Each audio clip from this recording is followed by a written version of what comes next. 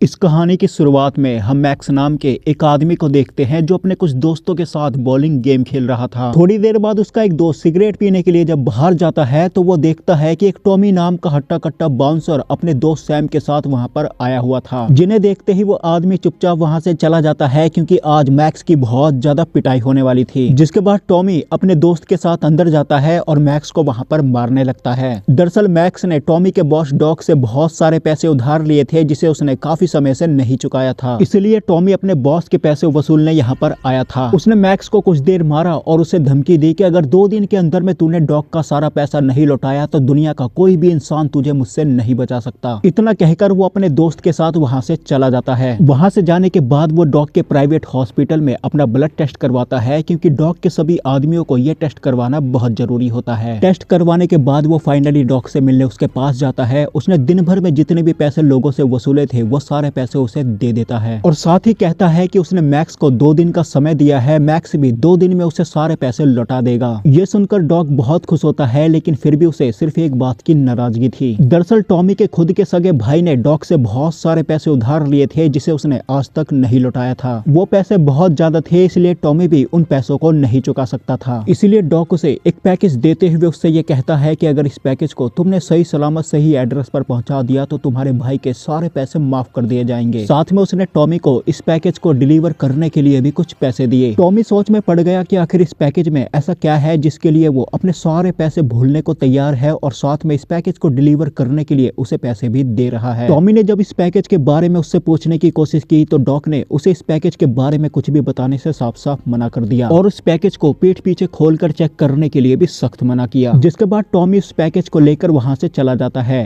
And उसके जाते ही dog ने एक जर्मन नाम के आदमी को कॉल करके उससे ये कहा कि उसने उसका पैकेज डिलीवरी के लिए भेज दिया है। जर्मन एक बहुत बड़ा गैंगस्टर था जिसकी हर एक इलीगल काम में इन्वॉल्वमेंट थी। वो आज एक हेनरी नाम के आदमी के पास जाता है जो उसका बिजनेस कॉम्पिटिटर था। हेनरी ने उसे अपने पास बात करने के लिए बुलाया था ताकि ये दोनों एक दूसरे के काम में दखल अंदाजी ना करें। हेनरी ने जर्मन से बात करते हुए उससे ये कहा कि हम दोनों को एक दूसरे के साथ कंपटीशन करने की बजाय एक दूसरे का साथ देना चाहिए जिससे हम दोनों को ही फायदा होगा। जर्मन चुपचाप उसकी सारी बातें मान लेता है और फाइनली ये फैसला होता है कि अब से जर्मन ना तो हेनरी के बीच में आएगा और ना ही हेनरी जर्मन के बीच आएगा। ये दोनों एक दूसरे के साथ मिलकर अपना अपना काम करेंगे। लेकिन हेनरी बहुत चालाक आदमी था, उसने पहले से ही अपने कुछ लोगों को गन्स के साथ जर्मन को मारने के लिए रेडी किया हुआ था एंड मौका मिलते ही उसने उन लोगों को जर्मन को मारने के लिए भेज दिया। लेकिन जर्मन भी कोई आम आदमी नहीं था, उसे भी हेनरी के बारे में बहुत अच्छे से पता था। उसने भी बड़े ही चालाकी से खुद को तो बचाया ही और साथ में अकेले ही चाकू की मदद से उसके सभी आदमियों को मार गिराया। जिसके बाद उसने हेनरी को भी मारकर खत्म कर दिया और चुपचाप वहां से चला गया। इधर टॉमी अपने भाई से मिलने जेल में जाता है क्योंकि फिलहाल उसका भाई किसी कारण से जेल में बंद था। उसने अपने भाई से बात करते हुए उससे ये कहा कि वो बहुत जल्द डॉग का एक पैकेज डिलीवर करके उसका सारा कर्ज उतारने वाला है, जिसकी वजह से वो जेल से बाहर आने के बाद अपनी एक नई लाइफ शुरू कर सकता है। लेकिन उसके भाई ने उसे ऐसा करने से साफ साफ मना कर दिया क्योंकि वो नहीं चाहता था कि टॉमी किसी भी मुसीबत में पड़े, वो भी उसकी वजह से। उसने कहा कि वो जब जेल से बाहर आ जाएगा तो वो खुद ही डॉग के सारे पैसे चुका देगा। इस बात पर टॉमी मुस्कुराकर वहां से चला जाता है। जिसके बाद हम उसकी वाइफ एमा को देखते हैं जिसे हमेशा से टॉमी के काम से प्रॉब्लम थी क्योंकि टॉमी डॉग के लिए काम करता था जो बिल्कुल भी अच्छा आदमी नहीं था। उसने आज भी टॉमी से इस काम को छोड़ने के लिए कहा, लेकिन टॉमी की मजबूरी थी कि वो चाहकर भी इस काम को नहीं छोड़ सकता था क्योंकि डॉग उसे नॉर्मल जॉब से ज्यादा पैसे देता था और काम की कमी होने की वजह से टॉमी को कोई और काम भी नहीं मिल रहा था। जिसके बाद अगले दिन टॉमी अपने दोस्त सैम के साथ उस पैकेज को डिलीवर करने के लिए निकल गया एंड रास्ते में जब उसके दोस्त ने उस पैकेज को खोलने की कोशिश की तो उसी दौरान अचानक से उसके सर में आकर एक गोली लगी और वो मर गया एंड कार का बैलेंस बिगड़ने की वजह से उनकी कार भी रास्ते में ही पलट गई। जिसके बाद वहां पर कुछ लोग आते हैं जो इस पैकेज को लेना चाहते थे, लेकिन उनके आने से पहले ही जल्दी से टॉमी उस पैकेज को लेकर बगल के स्टोर में जाकर छुप गया। लेकिन उन लोगों को भी ये बात पता चल गई थी कि टॉमी यही कहीं आसपास ही होगा, इसलिए वो लोग उसे ढूंढने लगे। ये सभी लोग रिटायर्ड आर्मी ऑफिसर हैं जो अब कॉन्ट्रैक्ट लेकर लोगों का काम करते हैं एंड फिलहाल इन लोगों को उस पैकेज को सही सलामत लाने का कॉन्ट्रैक्ट मिला था। इनमें से कुछ लोग टॉमी को ढूंढने के लिए स्टोर में चले गए, लेकिन टॉमी भी इन लोगों से बचते हुए इन लोगों को ही एक एक करके मारता जा रहा था। जब इन लोगों को टॉमी को ढूंढने में समय लग रहा था तो बाहर गाड़ी में बैठे इन्हीं के टीम के इस आदमी ने, जिसका नाम टायलर था, इसने अपनी गन निकाली और गन में गोलियां लोड करके स्टोर पर फायरिंग करने लगा एंड इसकी गोलियों से बचते हुए टॉमी स्टोर के दूसरे रास्ते से बाहर बाहर आकर किसी की बाइक लेकर वहां से भाग गया। जिसके बाद इन लोगों की टीम के लीडर ने, जिसका नाम विल था, उसने एक एंथनी नाम के आदमी को कॉल किया जिसने इन लोगों को ये कॉन्ट्रैक्ट दिया था। दरअसल एंथनी जर्मन का सबसे बड़ा दुश्मन था और इसी वजह से वो बिजनेस में जर्मन के साथ नेगोशिएशन करने के लिए और अपनी बात मनवाने के लिए इस पैकेज को लेना चाहता था, क्योंकि एंथनी को बहुत अच्छे से पता था कि जर्मन ने इस पैकेज को लेने के लिए बहुत सारे पैसे चुकाए हैं। विल ने जब एंथनी को ये बताया कि वो टॉमी को नहीं पकड़ पाया तो एंथनी ने उसे गुस्से में धमकी देते हुए उससे ये कहा कि अगर उसे वो पैकेज नहीं मिला तो वो उन लोगों की फीस नहीं देगा एंड उसे किसी भी कीमत पर हर हाल में वो पैकेज चाहिए। दूसरी तरफ हम जर्मन को देखते हैं जिसने एक आदमी को पकड़ा हुआ था, क्योंकि वो आदमी अपने कुछ लोगों के साथ जर्मन को मारने के लिए उसके घर में आया था। लेकिन जर्मन ने उसके सारे आदमियों को मारकर उसे पकड़ लिया और उससे ये पूछने लगा कि आखिर उसे जर्मन को मारने के लिए किसने भेजा था। पहले तो वो आदमी अपने बॉस का नाम नहीं बता रहा था, लेकिन जर्मन ने जब उसे उसकी फैमिली को मारने की धमकी दी तो उस आदमी ने तुरंत ही अपने बॉस का नाम बता दिया, जिसके बाद जर्मन ने उसे भी शूट करके खत्म कर दिया। उसके बॉस का नाम था एंथनी एंड उसी ने जर्मन को मारने के लिए उसे भेजा था। जिसके बाद जर्मन ने एंथनी को एक वीडियो कैसेट भेजी, जिसे जब एंथनी ने प्ले करके देखा तो उसमें जर्मन उसके सभी आदमियों को बुरी तरह मार रहा था। इस वीडियो को देखने के बाद एंथनी को बहुत गुस्सा आया और उसे ये बात भी समझ आ गई कि जर्मन अब उसे भी नहीं छोड़ेगा। उसी दौरान वहाँ पर मैक्स आ जाता है जिसे टॉमी ने बहुत मारा था। उसने एंथनी से हाथ मिला लिया और उसे टॉमी के बारे में सारी इन्फॉर्मेशन दे दी। दूसरी तरफ हम टॉमी को देखते हैं जो एक होटल के वॉशरूम में जाकर अपने चोट पर दवाइयां लगाकर पट्टी करता है एंड थोड़ी देर बाद वो दोबारा से उसी बाइक पर बैठकर वहां से निकल जाता है। इधर हम दोबारा से जर्मन को देखते हैं। उसके पास एक डॉक्टर आता है जिसने जर्मन को एक गोली दी और साथ में उससे ये कहा कि तुम्हें जल्द से जल्द पैकेज को मंगवाना होगा क्योंकि तुम्हारे पास ज्यादा समय नहीं है। दरअसल जर्मन को एक खास तरह की बीमारी थी जो सिर्फ उसी पैकेज से दूर हो सकती थी और इसी वजह से डॉक्टर उसे जल्द से जल्द उस पैकेज को मंगवाने को कह रहा था। इधर टॉमी की तबीयत बहुत ज्यादा खराब हो रही थी, इसी वजह से उसने डॉक को कॉल करके उससे ये कहा कि वो इस काम को नहीं कर सकता। साथ ही उसने कहा कि तुम अपने एक आदमी को भेज दो, मैं उसे ये पैकेज दे दूंगा। इस बात पर डॉक ने उससे ये कहा कि उसे ये काम हर हाल में करना ही होगा क्योंकि जर्मन ने उसे बहुत सारे पैसे दिए हैं और अगर टॉमी ने इस काम को नहीं किया तो उसकी सैलरी आधी कर दी जाएगी और तो और उसे अपने भाई का सारा कर्ज सूद समेत वापस करना होगा। अब इसके बाद टॉमी के पास कोई और रास्ता नहीं बचा था, इसी वजह से वो एक बार फिर से उस पैकेज को डिलीवर करने के लिए रेडी हो गया। उसके बाइक का पेट्रोल खत्म हो गया था, इसी वजह से उसने एक आदमी से लिफ्ट मांगी एंड उस आदमी ने लिफ्ट देकर उसे उसकी बताई हुई लोकेशन पर उतार दिया। जिसके बाद टॉमी वहां से पैदल ही जाने लगा एंड उसी दौरान उसे एंथनी के एक आदमी ने देख लिया जिसने विल को कॉल करके उसे यहाँ की लोकेशन बता दी। विल को कॉल करने के बाद वो आदमी टॉमी के पास गया और उससे उस पैकेज को मांगने लगा, लेकिन जब टॉमी ने उसे इस पैकेज को देने से मना किया तो उस आदमी ने टॉमी के साथ फाइट करके उसे मारने की कोशिश की एंड थोड़ी देर फाइट करने के बाद टॉमी ने उसे ही मौत की नींद सुला दिया और वहां से जाने लगा। लेकिन उसी दौरान वहां पर विल आ जाता है और टॉमी ने जब उसे भी मारने की कोशिश की तो इस लड़की ने उसे पीछे से इलेक्ट्रिक शॉक देकर उसे बेहोश कर दिया। जिसके बाद वो लोग टॉमी को पकड़कर उसे अपने अड्डे पर ले गए और उससे उस पैकेज को भी ले लिया। फिर थोड़ी देर बाद वहां पर एंथनी आता है जो उन लोगों से कहता है कि मैंने जर्मन से डील कर ली है तो अब तुम्हारा काम पूरा हुआ। लेकिन जर्मन ने इस डील में टॉमी से भी मिलने को कहा था और एंथनी को ये बात समझ में नहीं आ रही थी कि आखिर जर्मन टॉमी से ही क्यों मिलना चाहता है। ये बात जब एंथनी ने टॉमी से पूछने की कोशिश की तो टॉमी ने उसे एक टक्कर मारा और एंथनी एक टक्कर में ही मर गया। जिसके बाद विल ने यह फैसला किया कि वो दोबारा से एक नई डिमांड्स के साथ जर्मन से डील करेगा। इतना कहकर उसने टॉमी को इस लड़की के हवाले कर दिया और वहां से चला गया एंड इस लड़की का नाम एरिका था। दरअसल स्टोर में फाइट के दौरान टॉमी ने इसके फियांसे को मार दिया था, इसी वजह से विल ने टॉमी को इसके हवाले किया था ताकि ये अपने फियांसे की मौत का बदला टॉमी से ले सके। एरिका ने टॉमी को टॉर्चर करना शुरू किया, उसे लगा कि टॉमी तड़पेगा, लेकिन ऐसा कुछ भी नहीं हुआ। काफी देर तक टॉर्चर करने के बाद फाइनली कुर्सी टूट गई, जिसकी वजह से टॉमी एक बार फिर से आजाद हो गया। जिसके बाद उसने एरिका के साथ साथ विल को भी मारकर खत्म कर दिया। लेकिन उसी दौरान वहां पर विल का दोस्त टाइलर आ जाता है जिसने टॉमी के पीछे से फायरिंग कर दी, जिसकी वजह से टॉमी घायल होकर बेहोश हो गया। जिसके बाद उसने उस पैकेज को लिया और टॉमी को सीधा जर्मन के हवाले कर दिया। टॉमी की जब आंख खुली तो उसने खुद को आइसोलेशन बेड पर पाया, जिसके आसपास कुछ डॉक्टर थे और बगल में जर्मन भी था। जर्मन ने टॉमी से बात करते हुए उसको ये बताया कि उसका पैकेज वो नहीं जो डॉक ने भेजा है, बल्कि उसका असली पैकेज टॉमी है। दरअसल जर्मन को एक हेमोलिटिक एनीमिया नाम की बीमारी थी और इस बीमारी की वजह से उसकी बॉडी का सारा खून सूखता जा रहा था एंड उसे डॉक्टर ने ये बताया था कि वो ज्यादा दिन तक जिंदा नहीं रह सकता। अगर उसे जिंदा रहना है तो उसे अपने ही ब्लड ग्रुप वाले शख्स से उसके ब्लड सेल्स लेने होंगे। लेकिन जर्मन का ब्लड ग्रुप HS था जो बहुत ही ज्यादा रेयर था। लेकिन जैसे ही जर्मन को मालूम चला कि टॉमी का ब्लड ग्रुप भी एचएस है तो उसने डॉग को बहुत सारे पैसे देकर टॉमी को खरीद लिया और उसे पैकेज डिलीवरी के बहाने धोखे से यहाँ पर बुलवा लिया। एंड ये सारी बातें डॉग ने टॉमी से छुपाकर उसे धोखे से जर्मन के पास भेज दिया। ये सब बताकर जर्मन टॉमी का थोड़ा सा ब्लड लेकर वहाँ से चला जाता है, जिसके बाद वो डॉक्टर टॉमी का और ब्लड निकालने की तैयारी करने लगे। लेकिन टॉमी ने अचानक से उन पर हमला कर दिया और खुद को आजाद करके फिर उन लोगों को मारकर खत्म कर दिया। लेकिन उसी दौरान वहाँ पर जर्मन के और भी बहुत सारे आदमी आ गए जो टॉमी को मारने की कोशिश करने लगे, लेकिन टॉमी ने उन्हीं की गन छीनकर उन्हीं को मारना शुरू कर दिया। एंड उसने कुछ ही देर में जर्मन के सभी लोगों को मारकर खत्म कर दिया, जिसके बाद फाइनली उसका सामना जर्मन से होता है जिसने टॉमी को गन पॉइंट पर पकड़ लिया था। लेकिन वो टॉमी को मारता उससे पहले ही टॉमी ने उस पर हमला कर दिया, जिसके बाद इन दोनों के बीच एक जबरदस्त फाइट शुरू हो गई, जिसमें फाइनली टॉमी ने जर्मन को भी मारकर खत्म कर दिया, जिसके बाद वो वहां से जाने लगा। लेकिन उसी दौरान वहां पर टाइलर आ जाता है जिसने टॉमी पर हमला करके उसे जर्मन के हवाले किया था। वो जर्मन से पैसे लेकर वहां से जा रहा था एंड टॉमी ने फिर उसे भी शूट करके खत्म कर दिया, जिसके बाद टॉमी ने उसके पैसे लिए और उसी की गाड़ी लेकर सीधा डॉग के पास पहुंचा। उसने डॉग के सामने बैठकर उसकी आंखों में आंखें डालकर उससे ये पूछा कि आखिर डॉग ने उसके साथ ऐसा क्यों किया था। तब डॉग उसे बताता है कि वो मजबूर था, उसके पास पैसे नहीं थे एंड जर्मन ने उसे बहुत सारे पैसे देकर उसे फोर्स किया था। अगर वो जर्मन की बात नहीं मानता तो जर्मन उसे मारकर उसका सब कुछ छीन लेता, क्योंकि उसे हर हाल में तुम्हारे ब्लड सेल्स चाहिए थे। एंड इसी डर की वजह से उसने जर्मन के साथ डील करी थी। इतना बताकर उसने टॉमी से ये कहा कि आज से तुम आजाद हो और साथ में तुम्हारे भाई के पैसे भी मैंने माफ कर दिए हैं। जिसके बाद टॉमी उसे बिना कुछ किए वहां से चला जाता है। अगले दिन वो सीधा अपने भाई से मिलता है और उसको बताता है कि उसने उसका सारा कर्ज उतार दिया है एंड इसकी वजह से वो अब जेल से बाहर आने के बाद अपनी एक नई लाइफ शुरू कर सकता है। इतना बताकर वो टाइलर की गाड़ी एक आदमी के पास ले जाकर उसकी गाड़ी को बेच देता है और उसके सारे पैसे लेकर वहां से चला जाता है। एंड इसी के साथ ये मूवी यहीं पर खत्म हो जाती है। तो दोस्तों आज की वीडियो में सिर्फ इतना ही। मैं मिलूंगा आपको नई वीडियो में नए टॉपिक के साथ, तब तक के लिए धन्यवाद।